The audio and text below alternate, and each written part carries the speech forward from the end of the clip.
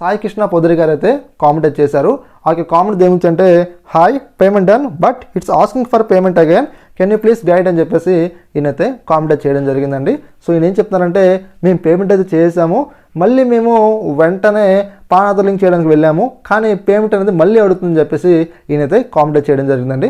ఇక్కడ మీరైతే ఒక విషయాన్ని గుర్తుపెట్టుకోవాలి, మీరు ఎప్పుడైతే పాన్ ఆధార్ లింక్ చేయడం కోసం పేమెంట్ చేస్తారో మీకు రిసిప్ట్ డౌన్లోడ్ అయినా ఆఫ్టర్ 10 minutes తర్వాత 20 minutes లేకపోతే 1 hour లేకపోతే 1 day తర్వాత కూడా మనకైతే పేమెంట్ అనేది అప్డేట్ అవుతుందండి.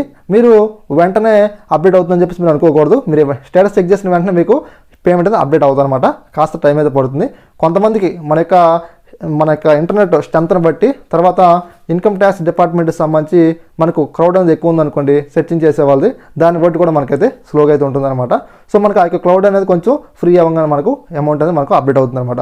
మీరు తొందరపడి ఇంకా అప్డేట్ కాలేదని చెప్పేసి మళ్ళీ ₹1000 పే చేయకండి. మీకు